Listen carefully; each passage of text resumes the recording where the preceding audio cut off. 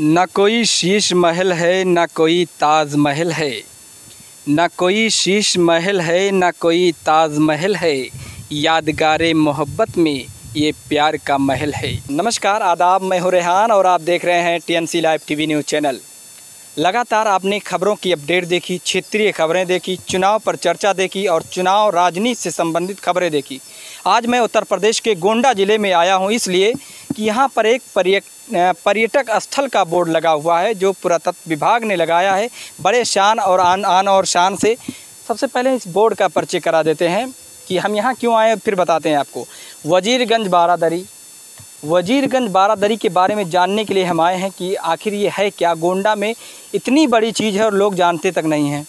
वजीरगंज बारादरी के बारे में संक्षिप्त में बोर्ड में लिखा हुआ है। आपको बता दें कि अवध के नवाब, अवध मतलब जैसे आज के डेट में पूर्वांचल है, पश्चिमांचल है, उत्तरांचल है, लेकिन ये मध्य में जो अवध में है, अवध के नवाब आसफुद्दौला ने सन 1775 से 95 ईस्वी ने कोड़र झील किनारे इस बारादरी का निर्माण करवाया। जमशेद बाग के रूप में निर्माण करवाया गया था।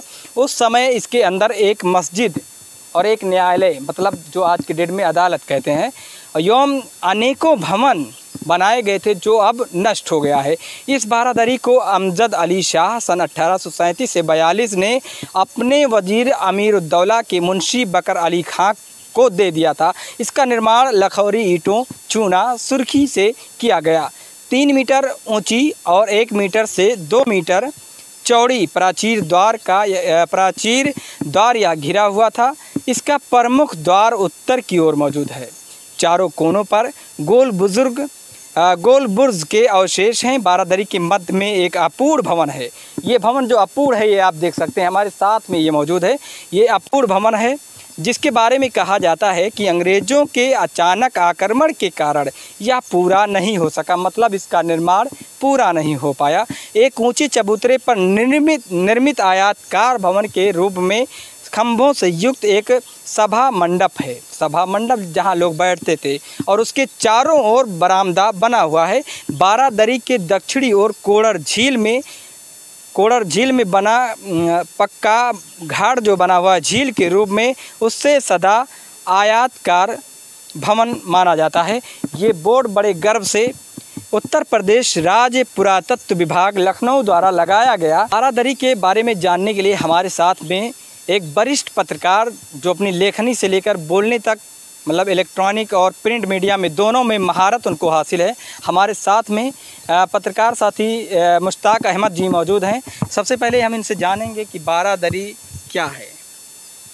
ये आयताकार भवन जो आप देख रहे हैं, ये भवन दिखाइए। हाँ, आयताकार, ये बारादरी है जी।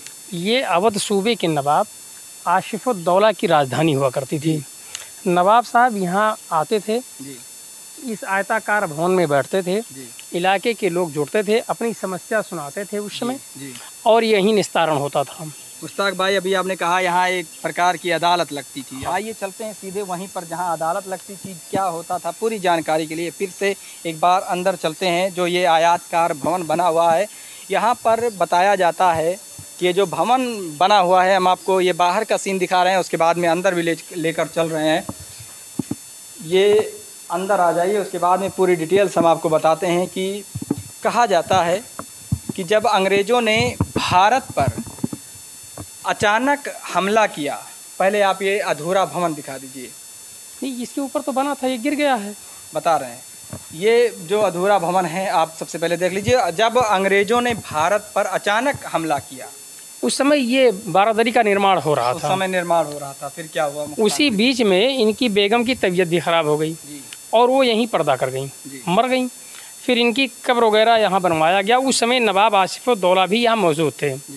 उसके बाद नवाब साहब अपनी पत्नी के वियोग में इतने परेशान हुए कि वो यहाँ ना आना बंद कर दिए और उनके वज़ीर लोग यहाँ का काम देखने लगे। इसी बीच अंग्रेज़ों द्वारा भारत पे आक्रमण किया गया और जब आक्रमण किया गया तो फिर यहाँ ये काम अधूरा रह गया, जैसे था वैसे रह गया जी। और यहाँ जो ये बरामदा चारों तरफ, हमने बताया कि ये बरामदा बना हुआ है, गैलरी है, चारों तरफ से हवाएं, बहुत लुत्फ आता रहा होगा। उस समय आसिफुद्दौला जो नवाब थे लखनऊ की, यहाँ क्या करने आते थे? ये उनके वज़ीर, मतलब उसमें आता था ना, यहाँ के वो बादशाह थे। यहाँ बादशाह जी।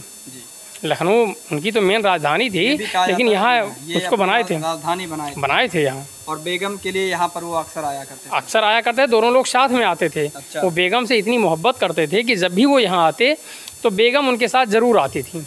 बेगम यहाँ पर जो ये आप देख रहे हैं, यहाँ पर अदालत कहाँ लगती थी? अदालत इसी जगह लगती थी, यहीं पे, यहीं अदालत लगती थी।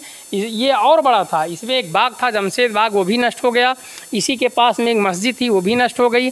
और अनेक भवन बने थे जहाँ जो है बेगम की पत्नी रहती थी, वो भी सब नष्ट हो गए हैं। जहाँ मतलब रहन सहन का स्थान था वो सब नष्ट हो गया है, उसका कुछ अता पता नहीं है। अभी फिलहाल इसके बारे में क्या खासियत रही है, चूँकि बड़े गर्व से जो है पुरातत्व विभाग ने लगाया है, ये थोड़ा और अंदर की डिटेल से आप बता दीजिए। यहाँ पीछे क्या है? बताया जा रहा है कि बगल में झील भी है। कोंडर झील की बिल्कुल सतह पर ये है जी, आइए दिखाते हैं। ये गैलरी से निकल कर आए हम लोग, जो है ये समझ लीजिए आप झील के एकदम करीब हैं और ऊंचाई पर भी हैं। ये झील आप दिखा दीजिए, जो झील जो है चारों तरफ से, आप बहुत लंबी झील है जिसका कोई जवाब नहीं है। और ये दोनों तरफ की झीलें आप दिखाइए, इधर की भी उधर की भी, दोनों इसी में। ये बताया जाता है कि जो बहराइच में गाजी सरकार हैं, उनके यहाँ से अनारकली से ये जुड़ी हुई है और इधर जाके सरजू जी में मिली हुई है। ये इतनी लंबी झील है जिसका आनंद बादशाह और उनकी बेगम और साथ में उनके जो है वज़ीर या मुंशी जो भी थे वो आनंद लिया करते थे। उसके बाद में बेगम की व्यवस्थाएं कुछ नीचे भी दी गई हैं। नीचे की तस्वीरें दिखा दीजिए, जिसे आज के दौर में इसे तहखाना कह सकते हैं, बेसमेंट कह सकते हैं। जी। ये आइए चलते हैं नीचे के लिए, नीचे की तरफ चलते हैं। बहुत आराम से आएगा, चूँकि जो है ये बादशाहों की सीढ़ी है, फिसल भी सकते हैं, खड़ी सीढ़ी बनवा दी है। आराम आराम से आइए, कोई जल्दबाजी नहीं है, वीडियो थोड़ा लंबा होगा। नीचे देखते आइए भाई। तो हम आ गए नीचे, जो बेसमेंट बना हुआ है। ये देखिए सीढ़ी भी बनी हुई है। और ये गंदगी जो हम आपको बता रहे थे कि जितने गर्भ से पुरातत्व विभाग लिख रहा था कि ये अंग्रेज़ों के आक्रमण के दौरान ये अधूरा रह गया। ये गंदगी देखिए और ये झील देखिए। यहाँ पर ये झील जो है सटा हुआ है बिल्कुल। जब बेगम को नहाने की ज़रूरत होती थी या उनके किसी भी कर्मचारी को, ये बैठका भी बना हुआ है। इधर आ जाइए, थोड़ा और करीब से आ जाइए, दिखाइए। उस दौर में पानी यहाँ तक रहता था। उस दौर में पानी बता रहे हैं कि यहाँ तक रहता था। ये बैठका मतलब जहाँ बैठकर स्नान किया करती थी, ये है। और ये झील है। उसके बाद में यहीं बगल में एक कमरा है, उस कमरे को भी थोड़ी देर के लिए आप दिखा दीजिए। इस कमरे में बेगम का बताया जाता है कि सामान रखा जाता था। जब वो लखनऊ से अपने इस राजधानी में आती थी तो उनका यहाँ सामान रखा जाता था। बाकी निवास स्थान जो उनका था वो अब नहीं रह गया है, वो नष्ट हो गया है। कुछ उधर का भी यही माहौल है। लेकिन इसका आप देख सकते हैं कि जो पुरातत्व विभाग ने लगाया है, इसमें कितनी गंदगी है, ये आप दिखाइए।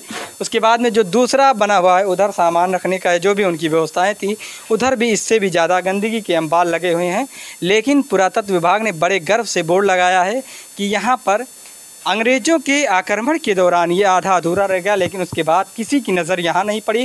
गोंडा में इतना बड़ा पर्यटक स्थल इसे बनाया जा सकता था, जिससे सरकार को भी फ़ायदा था और यहाँ के लोकल निवासियों को भी फ़ायदा हो सकता था। अब चलते हैं एक बार फिर से बेसमेंट से ऊपर की तरफ। उसके बाद में झील का नज़ारा दिखाएंगे, थोड़ी सी और जानकारी लेंगे, फिर किसी और पर्यटक स्थल पर आपको लेकर चलेंगे। यहीं इसी गेट से आ जाइए, 2 गेट बने हैं लेकिन इसी से आ जाइए।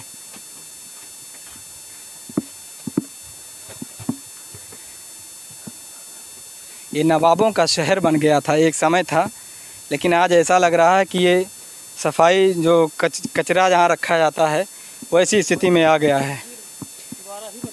ये उनके वज़ीरों द्वारा बनवाया गया था। ये जो राउंड में आप देख रहे हैं, यहाँ पर आकर लुत्फ़ लिया करते थे, मतलब आनंद लिया करते थे राजशाही का। और बेगम के साथ में लुत्फ़ लेने का मज़ा ही कुछ और है। यहाँ क्या करते थे यहाँ बैठ कर के अपन जो है झील का आनंद लेते थे। हाँ। और पूरा अपना वो देखते थे। झील यहाँ से दिखाइए, कितना खूबसूरत झील लग रहा है। बेगम और नवाब साहब दोनों कितने आनंद से इस झील का आनंद लिया करते थे उस समय, जबकि इनके पास और भी मकानात थे, जो और भी हवेलियाँ थी बनाई हुई थी, वो अब नष्ट हो गई हैं। ये झील सरकार गाजी मियाँ के यहाँ से सीधे सरजू जी में जाके मिलती है। इतनी लंबी झील है गोंडा में, लेकिन किसी की नज़र नहीं पड़ी कि इसको पर्यटक स्थल बनाया जाए। हालांकि अमृत सरोवर में जो है कई जगह पे ऐसे तालाबों का सौंदर्यीकरण कराया गया, लेकिन यहाँ पर अभी विशेष ध्यान कोई किसी का नहीं गया। बताया जाता है, मुश्ताक भाई थोड़ी सी डिटेल और लेंगे आपका समय जी, कि नवाब आसिफउद्दौला यहाँ पर रहते थे। इसके बारे में कहा जाता है कि यहाँ सुरंग, हाँ, यहाँ जो है सुरंग के बारे में क्या है? यहाँ की सुरंगें जो है फैज़ाबाद तक की थी और लखनऊ तक की थी।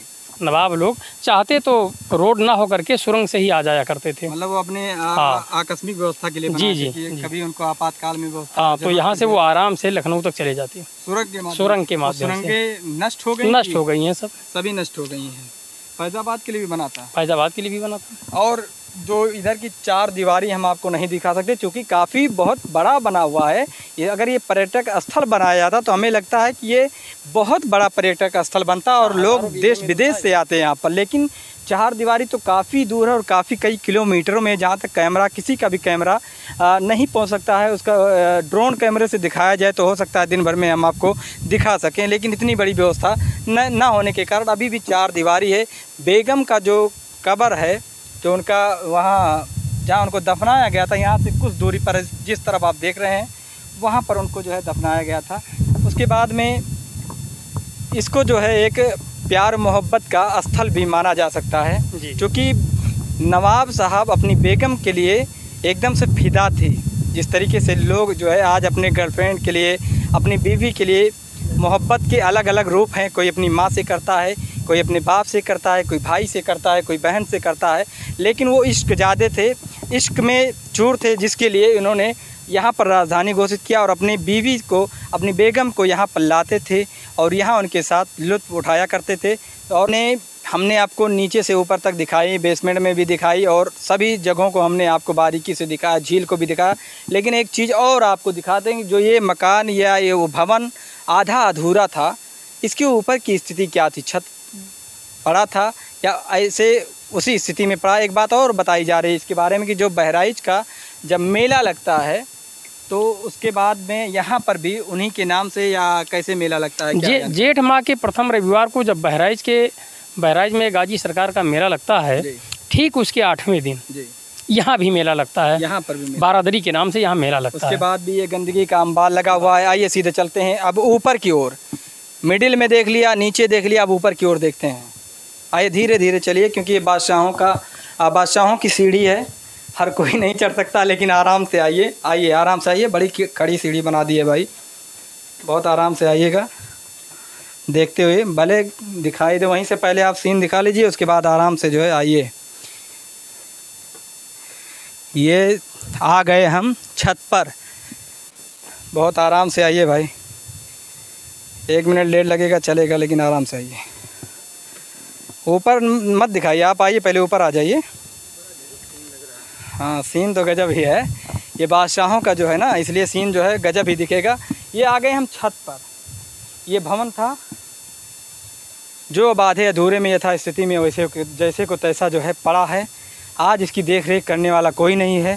हालांकि इसको पर्यटक स्थल के रूप में पुरातत्व विभाग ने बोर्ड लगा दिया है, लेकिन इसकी स्थिति क्या है जो मैंने आपको दिखाई। इसके बाद बसता है चार दीवारी और बेगम का मकबरा, जो जहां उनको दफनाया गया था। उसको जानने के लिए बहुत लंबा समय लगेगा, क्योंकि ये 2 किलोमीटर में नहीं, काफ़ी लंबे में है और चार दीवारी जो है बहुत दूर तक है, उसको दिखा पाना बड़ी मुश्किल है।